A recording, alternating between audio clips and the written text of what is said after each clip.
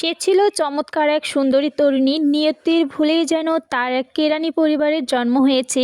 তার ছিল না কোনো আনন্দ, কোনো আশা, পরিচিতি হবার, প্রশংসা পাওয়ার, প্রেম লাভ করার এবং কোনো ধনী অথবা বিশিষ্ট লোকের সঙ্গে বিবাহ হওয়ার কোনো উপায় তার ছিল না। অফিসের সামান্য এক কেরানির সঙ্গে বিবাহ হয় সে স্বীকার করে নিয়েছিল। সঙ্গে নিজেকে সজ্জিত করার অক্ষমতার জন্য সে সাধারণভাবেই থাকত, কিন্তু তার শ্রেণীর অন্যতম হিসেবে সে ছিল অসুখী। তাদের কোনো জাতিবর্ণ নেই, কারণ জন্মের পর পরিবার থেকেই তারা স্ত্রীয় সৌন্দর্য ও মাধুর্য সম্পর্কে সজাগ হয়ে ওঠে। সহজাত চাতুর্য, প্রকৃতিগত সুরুচি এবং বুদ্ধির নমনীয়তায় যেন তাদের আভিজাত্য, যার ফলে অনেক সাধারণ পরিবারের মেয়েও বিশিষ্ট মহিলার সক্ষম করে তোলে।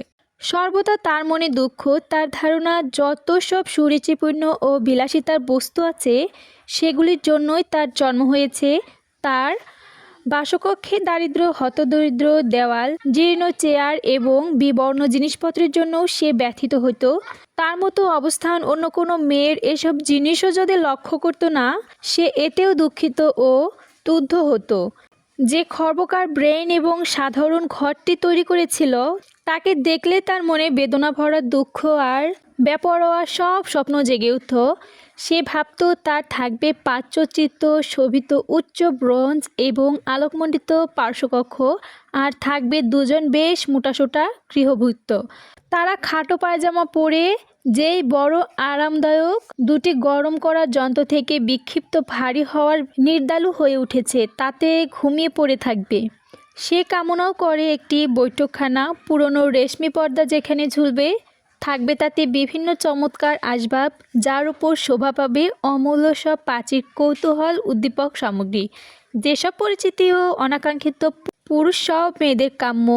যেসব অঙ্গভঙ্গি বন্ধুদের সঙ্গে বিকাল 5টায় গল্পগুজব করার জন্য ছোট সুরভিত একটি কক্ষ সেখানে থাকবে। তিন দিন ধরে ব্যবহৃত একখানা টেবিল ক্লথ ঢাকা গোল একটি টেবিলে তার স্বামীকে বিপরীত দিকে সে যখন সন্ধ্যাভোজে বসে এবং খুশির আমেজে তার স্বামীর বড় সুরোয় পাত্রটি ঢাকনা তুলে তুলতে বলে, ও কি ভালো মানুষ, এর চেয়ে ভালো কিছু আমি চাই না। তখন তার মনে পড়বে আড়ম্বরপূর্ণ সন্ধ্যাভোজের কথা। উজ্জ্বল রৌপ্যপাদৃত মায়াময় বনভূমির মধ্যে 5 বিশিষ্ট ব্যক্তির যে বিরল পাখির চিত্রশোভিত কারুকার্যপূর্ণ পর্দা দিয়ে ঢাকা দেওয়ালের কামনা। সে ভাবে অপরূপা পাত্রে পরিবেশিত হবে অপূর্ব খাদ্য ও গোলাপি রঙের রহিত মাছের টুকরা অথবা মুরগির পাখনা খেতে খেতে মুখে সিংহ বনামি হাসি নিয়ে কান পেতে শুনবে চুপি চুপি বলা প্রণয় লীলার কাহিনী। তার কাছে ফ্রক এবং জড়োয়া গহনা নেই বলতে কোনো কিছুই, অথচ ওই সব বস্তুই তার প্রিয়। তার ধারণা ওই সবের জন্যই তার সৃষ্টি। সুখী করার কাম্য হওয়ার, চালাক ও প্রণয়ের চিকা হবার কতই না তার ইচ্ছা। তার কনভেন্ট এবং সহপাঠী এক ধনী বান্ধবী ছিল, তার সঙ্গে দেখা করতে তার ভালো লাগতো না, কারণ দেখা করে ফিরে এসে তার খুবই কষ্ট লাগতো, বিরক্ত লাগতো, দুঃখ, হতাশা এবং নৈরাশ্যের সমস্ত দিন ধরে সে কাঁদত। এক সন্ধ্যায় হাতে বড় খাম নিয়ে বেশ উল্লাসিত হয়ে স্বামীর ঘরে ফিরল। সে বলল, ওই যে তোমার জন্য একটা জিনিস এনেছি। মেয়েটি তাড়াতাড়ি খামটি ছিঁড়ে তার ভিতরে দেখে একখানা ছাপানো কার্ড বের করলো। তাতে নিচে লেখাগুলো মুদ্রাতি ছিল, জনশিক্ষা মন্ত্রী ও মাদাম জর্জ রেম্পানুন আগামী 18 জানুয়ারির সন্ধ্যায় তাদের নিজ বাসগৃহে বসিয়ে এবং মাদাম লইসেলের উপস্থিতি কামনা করেন। তার স্বামী যেন আশা করেছিল তেমনভাবে খুশি হওয়ার পরিবর্তে বিদ্বেষের ভাব নিয়ে আমন্ত্রণ চিঠিখানা টেবিলের উপর নিক্ষেপ করে বিড়বিড় করে বলে, ওখানে নিয়ে তুমি আমায় কি করতে বলো?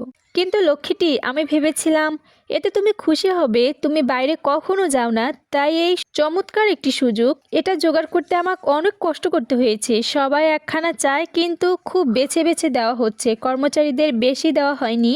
সেখানে তুমি গোটা সহকারী মহলদের দেখতে পারবে। বিরক্তির দৃষ্টিতে তার দিকে তাকিয়ে মেয়েটি বলল, ওই ঘটনার মতো একটি ব্যাপারও কি আমি যাব বলে তুমি মনে করো? সে ওই সম্পর্কে কিছু ভাবেনি, তাই সে বিব্রতভাবে বলে, কেন? আমরা থিয়েটারে যাবার সময় তুমি যে পোশাকটি পরো সেটাই পরবে? ওটা আমার খুব সুন্দর লাগে। তার স্ত্রী ফুপিয়ে ফুপিয়ে কাঁদতে দেখে সে আতঙ্কে নির্বাক ও হতবুদ্ধি হয়ে বলল, তার চোখের পাশ থেকে বড় বড় দুফোঁটা অশ্রু তার গালের উপর গড়িয়ে পড়ল। সে থমথমভাবে বলল, কি হলো? কি হলো তোমার? প্রবল চেষ্টায় মেয়েটি নিজেকে বিরক্তি দমন করে তার সিক্ত গঞ্জ মুছে ফেলে শান্ত কণ্ঠে জবাব দেয়, কিছুই না। শুধু আমার কোনো পোশাক নেই বলে আমি ওই ব্যাপারে যেতে পারবো না। তোমার যে কোনো সহকর্মীর স্ত্রীর পোশাক আমার চেয়ে যদি ভালো থেকে কাঠখানা তাকে নিয়ে দাও। সে মনে মনে দুঃখ পায়। তারপর সে জবাব দেয়, মাতিলদা, বেশ তো, চলো আলাপ করি আমরা। এমন কোনো পোশাক অন্য কোনো উপলক্ষে যা দিয়ে কাজ চলবে, অথচ বেশ সাদাসিধা ও তার দামি আর কত হবে? কয়েক সেকেন্ড মেয়েটি চিন্তা করে দেখে, এমন একটি সংখ্যার বিষয় স্থির করলো যার চেয়ে বসলে হিসাবি কেরানির কাছ থেকে সঙ্গে সঙ্গে আতঙ্কিত প্রত্যাখ্যান যেন না আসে। শেষ পর্যন্ত হতস্থ করে মেয়েটি বলল, আমি ঠিক বলতে পারছি না, তবে আমার মনে হয় 400 ফ্রা হলে তা কেনা যাবে। শুনে তার মুখটা ম্লান হয়ে গেল, কারণ তার যেসব বন্ধু গত রবিবারে নান্তিয়ারে সমভূমিতে ভারত পাখি শিকার করতে গিয়েছিল, আগামী গ্রীষ্মে তাদের সঙ্গে যোগ দেওয়ার ইচ্ছায় একটি বন্দুক কিনবার জন্য ঠিক ততটা অর্থই সঞ্চয় করেছিল, তার সত্ত্বেও জবাব দিল, বেশ তো, আমি তোমার 400 ফ্রাই দিব, কিন্তু বেশ সুন্দর একটি পোশাক কিনে নাও। বলো, নাচের দিন যতই এগিয়ে আসতে হবে ততই মাদাম লুইসেলকে বিচলিত ও উদ্বিগ্ন মনে হয়। অবশ্য তার পোশাক প্রায় তৈরি হয়ে এসেছিল। একদিন সন্ধ্যায় তার স্বামী তাকে বলল, তোমার হয়েছে কি? গত 2-3 দিন ধরে তোমার কাজকর্ম কেমন যেন অদ্ভুত ঠেকছে। শুনে মেয়েটি জবাব দেয়, আমার কোনো মণিমুক্তা এবং দামি পাথর নেই যা আমি নিজেকে সাজাতে পারি। আমায় দেখলে কেমন গরিব গরিব মনে হবে, তাই এই অনুষ্ঠানে আমার না যাওয়াই ভালো হবে। স্বামী বলল, কিছু সত্যকার ফুল দিয়ে তুমি সাজতে পারো, এই ঋতুতে বেশ সুরুচিপূর্ণ দেখাবে। 10 ফ্রা দিলে তুমি 2টি কি 3টি অত্যন্ত চমৎকার গোলাপ ফুল পাবে।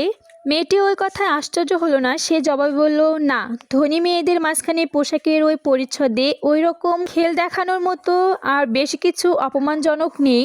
তখন তার স্বামী চেঁচিয়ে উঠল, আচ্ছা, কি বোকা দেখো তো আমরা। যাও, তোমার বান্ধবী মাদার ফোর্স্টিয়ারের সঙ্গে দেখা করো, তাকে বলো তার জড়োয়া গহনা যেন আমাদের ধার দেয়। এইটুকু আদায় করার জন্য তার সঙ্গে তোমার পরিচয় যথেষ্ট।